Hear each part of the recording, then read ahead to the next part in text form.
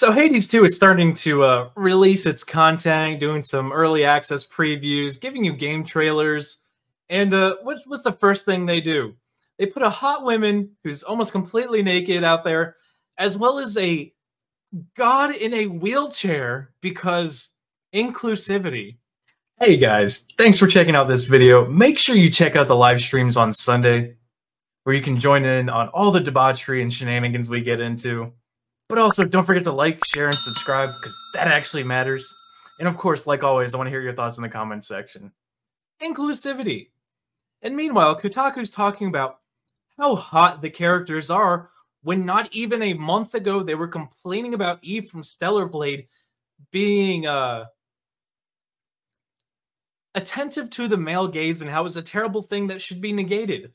And how we should ban all these gamers from the gaming sphere because of the male gaze. And before you say that never actually happened, here you go. Here you go. Alyssa Mercanti herself. Alyssa fucking Mercanti herself.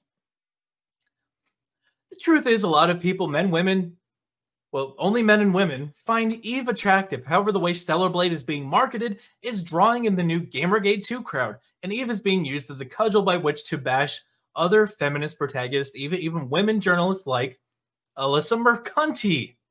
And there she is with the retweet to make yourself feel better. Hey, that's me. That's me. I gotta get named on Twitter. I'm famous now. But anyway, back to the topic at hand. It's wrong for a woman to be attractive because it's not inclusive to the weirdos in wheelchairs who want to be represented as a fucking god. To now that, well, you know, they put a wheelchair in there, so now everything's okay to make a naked woman.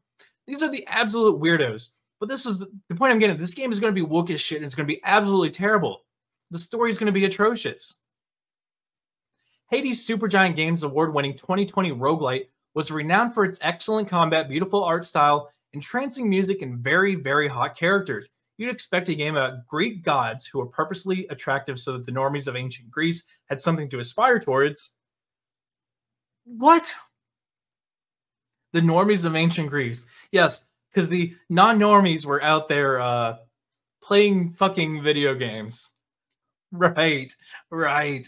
You know, they weren't fighting for survival, or majority of the population was just trying to make one thing so that the civilization itself was okay and could survive. No, it was the normies. The normies worshiping the gods because they wanted to be sexy. What the fuck? To include a ton of hot characters, but Hades managed to exceed expectations. And from what we've seen of the Hades 2 technical test and Supergiant's latest gameplay on stream, it looks like the sequel will be even hotter. Take that, cancel pigs. You guys are the cancel pigs. You guys were the ones trying to cancel everybody for Eve. The fuck are you talking about?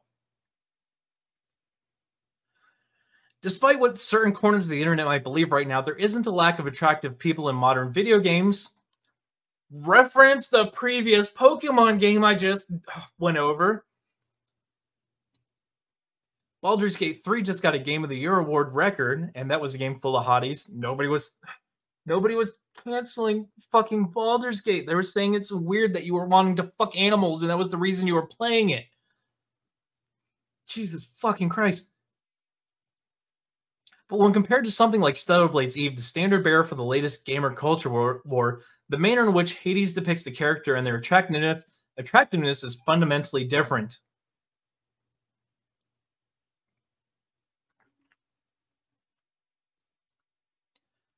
So they're legitimately saying that a woman naked.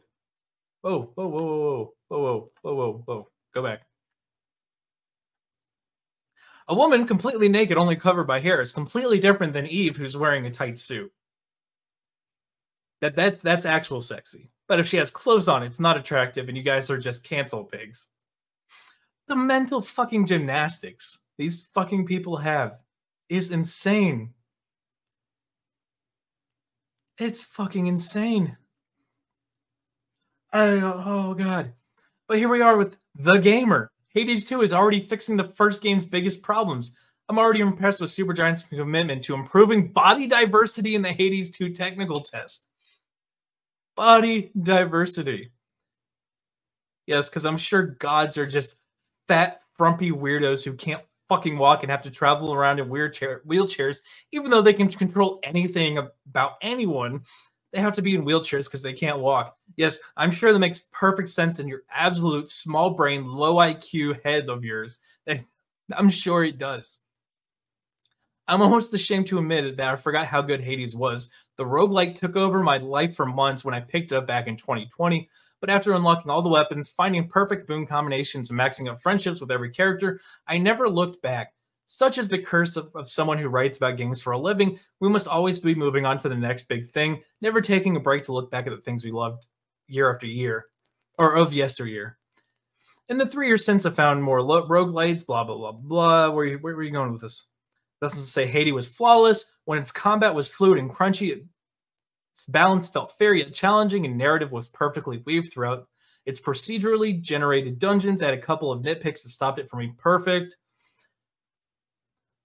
But here we go. For the most part, they were brilliantly. Supergiant did incredibly well to reimagine the pantheon of Greek gods in such an original manner, and the lesser-known characters given the spotlight. How did Supergiant get everyone looking so good, and how are they all so hot?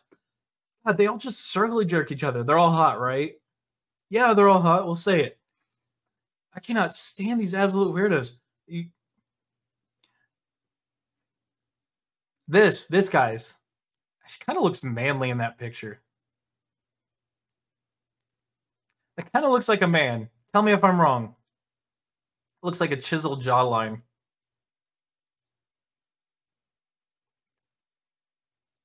You know what? I'm starting to think none of these characters are that hot. Like actually going through the pictures here. They all kind of got the square face thing going on with the strong jawline, like man. And you know, not to mention I just pulled up. They put a god in a wheelchair. Oh my god. Yeah, these people are absolute weirdos. Hades 2 has just uses a wheelchair, boasting a set of wheels worthy of God's smithy, and wears a prosthetic leg. He's also fat, a body type that didn't appear once in the original game. They put a god in a wheelchair and gave him a prosthetic leg.